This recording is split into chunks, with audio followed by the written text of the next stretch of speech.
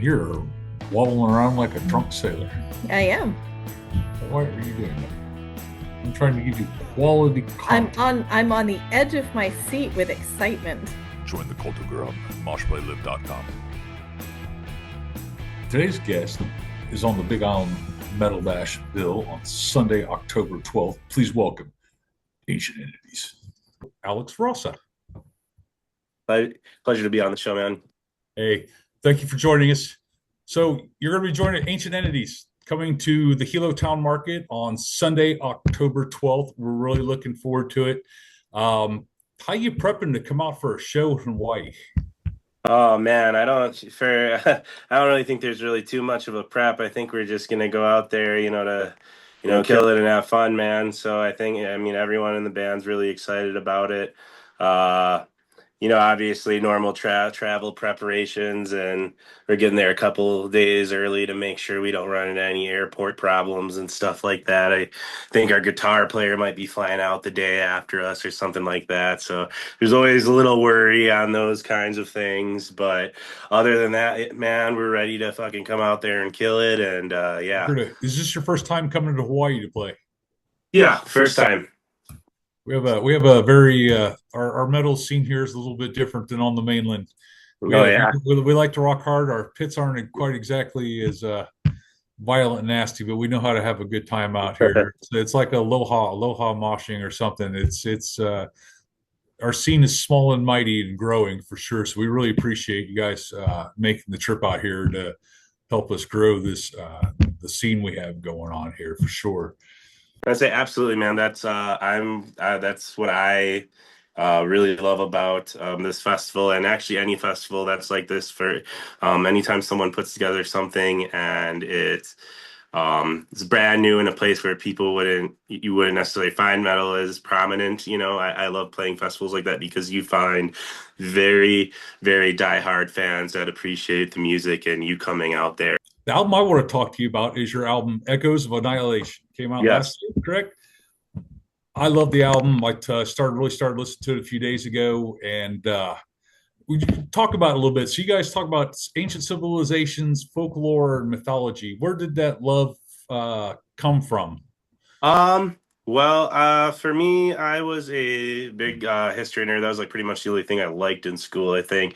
So, besides like, some of like the fun like extracurricular stuff and everything. But yeah, man, I've always just been I've always loved museums and old stuff, and learning about like humanity as we've progressed. And uh, I've always been into like bands like old Behemoth, where they were writing about like Romans and stuff like that, and um, Nile and stuff like that. So a lot of that came just from stuff I listened to when I was first coming into learning to play death metal and stuff.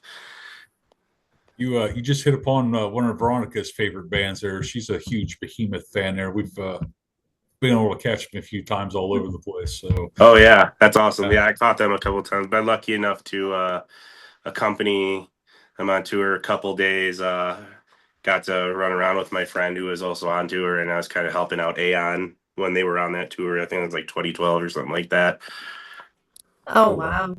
Yeah, that is I'm cool. I'm a huge fan of Adam Darsky too. So his Mhm. difficulties with the Polish government, and also I like his Me and That Man, his side project.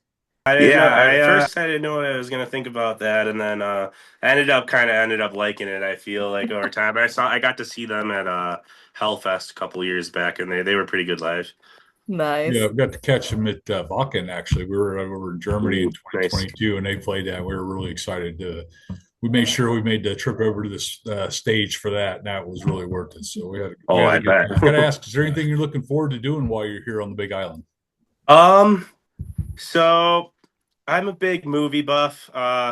Not too many places on the Big Island for movie sets, but I actually did find one from one of the recent Predator movies. So it's like a waterfall or something like that. So I'll probably go there. I'm a huge like Alien and Predator fan, so that's one of the things I'm gonna do. Other than that, man, just taking in and everything I can on the island. I mean, I'm probably gonna love mostly everything I on it. have to So. ask you, since you brought it up, are you enjoying the new Alien TV series?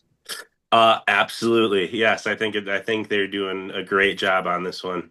I got to agree with you. It's been kind of fun. I've been watching it, enjoying it. I love loving the soundtrack. Oh yeah.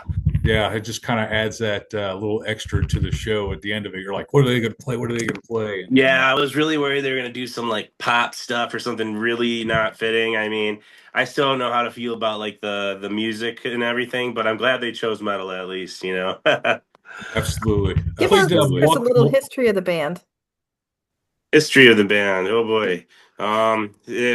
We have too much of it for, you know, how young of a band we are, unfortunately. But yeah, it originally, so I was before this, I was in a band called Khazad-dûm, which was a J.R.R. Tolkien themed death metal band, and at the time I was really into like Hour of Penance and Flesh God Apocalypse and a lot of the other like Hideous Divinity when they were like brand new.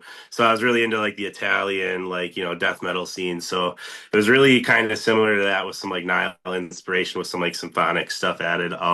So the vocalist from that band, me and Luca ended up we lost our drummer to that, and then we ended up having, we just really couldn't find anyone that could play at the speeds we needed them to. And he didn't want to continue in any other way or with like a drum machine or anything. So unfortunately, that kind of put a damper in us doing that. So I was like, well, we found a drummer. He's, you know, he's not up to par yet, but he's going to be, and he's really dedicated. And I was like, let's wait it out, you know, see how things go.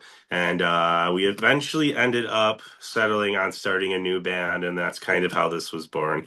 Um, Luca departed after like the first year of the band, and then we got our recent vocalist, Brian, who just left the band just because he's got a lot of life stuff going on, and we're trying to play more places and stuff like that.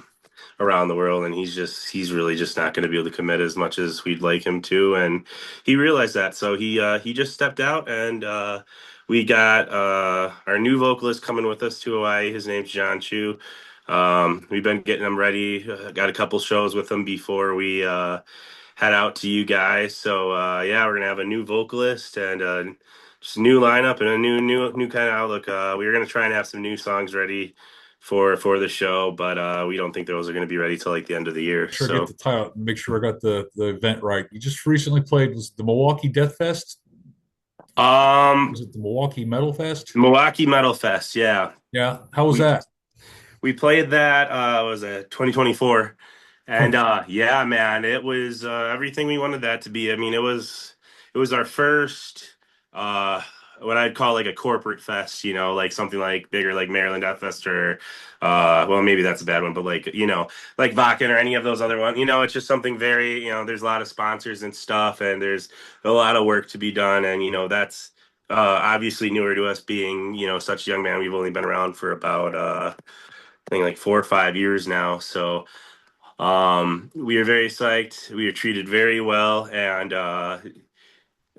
that all came about. I really just sent in a press kit like anyone else, and like a month or two later, I get an email from Jamie Josta, you know, and he was like, "Yeah, man, you got it wasn't even anything crazy. It was just like a like one sentence thing. He's like, "Hey, man, I think someone from my team reached out and thank you guys for being here." And you know, he gave us a chance. And at the time, we actually hadn't even released the record yet. We were still waiting on some things, and we just got signed to a label. So we couldn't put out the first single for that really until like a couple months before Metal Fest. So I think he really must have just dug the music or something, or someone on his team did, or whoever, you know. So we got really lucky on that one, and you know, props to Jamie Jost, man. Thank you. very, very. Have you ever done any of the European festivals yet or anything like that? We haven't been out to Europe yet. That is something we are looking to in our future.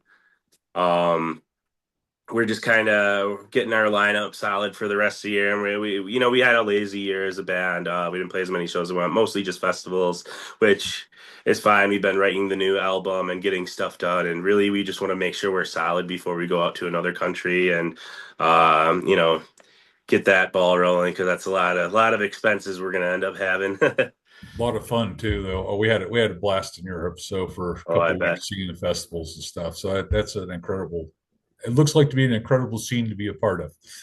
So Absolutely. something, little But fun facts or anything. You ever had a Spinal Tap moment on stage? We love talking Spinal Tap here. So you ever had such an evening where you just wish it never happened or anything crazy like that you'd like to tell us about? Yeah, I think any musician you've probably asked that's been playing live for a while has definitely had that moment. Let's see, I'm trying to. I know I've definitely had them before.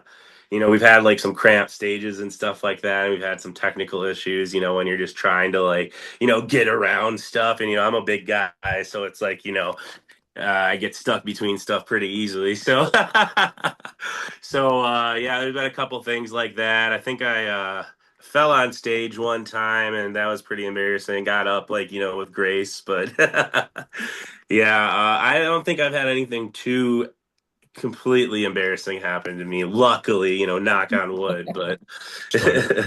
Socials. How can people reach out to you, find your music, things like that?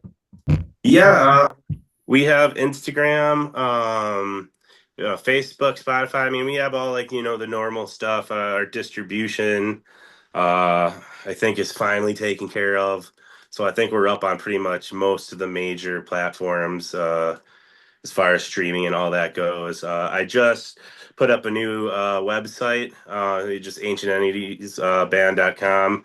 And I just launched that a couple weeks ago, and that's where our merch store is going to be now. And